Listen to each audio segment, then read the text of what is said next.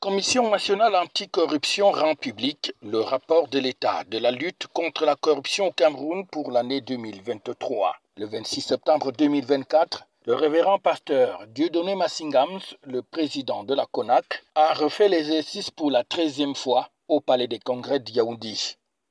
Dans cette salle du Palais des Congrès de Yaoundé, qui nous accueille, et de vous remercier d'avoir répondu favorablement à l'invitation de la Commission nationale anticorruption.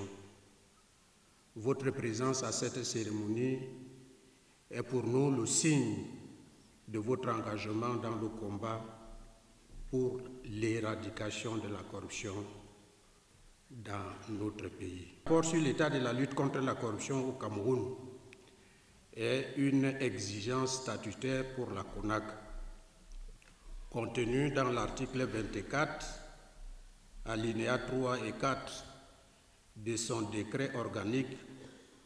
En ces termes, nous citons: la Commission élabore à la haute attention du Président de la République un rapport annuel sur l'état de la lutte contre la corruption. Ce rapport est rendu public. Fin de citation.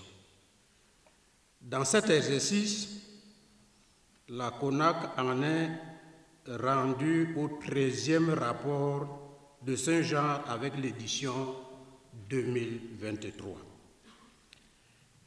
L'édition 2023 du rapport sur l'état de la lutte contre la corruption au Cameroun qui nous est présentée en ce jour, vous et nous,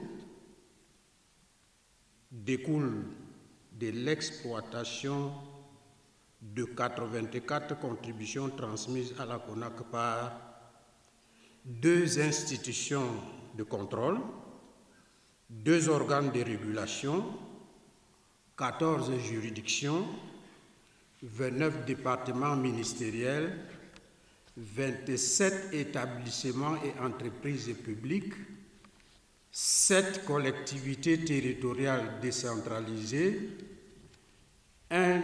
une organisation du secteur privé, 2 organisations de la société civile.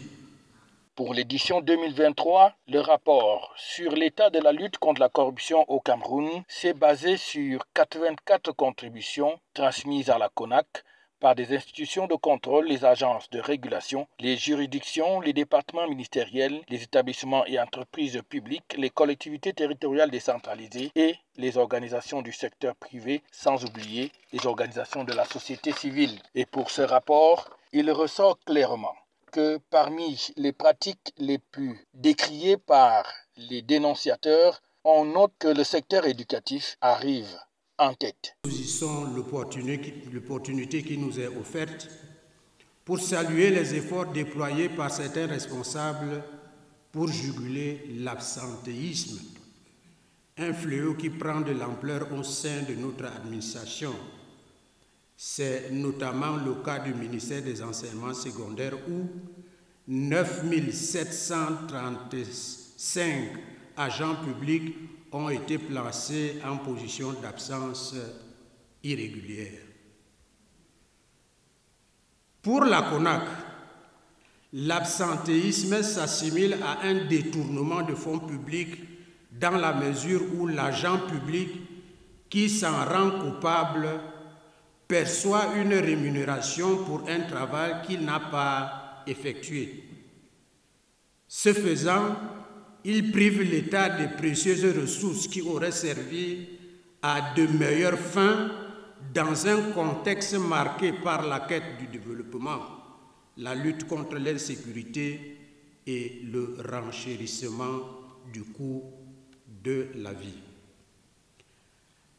La situation est d'autant plus préoccupante qu'il nous est signalé que plusieurs de ces agents publics se retrouvent aujourd'hui à l'étranger après avoir été formés dans nos grandes écoles, alimentant ainsi la fuite des cerveaux, bien sûr avec la complicité de leur hiérarchie.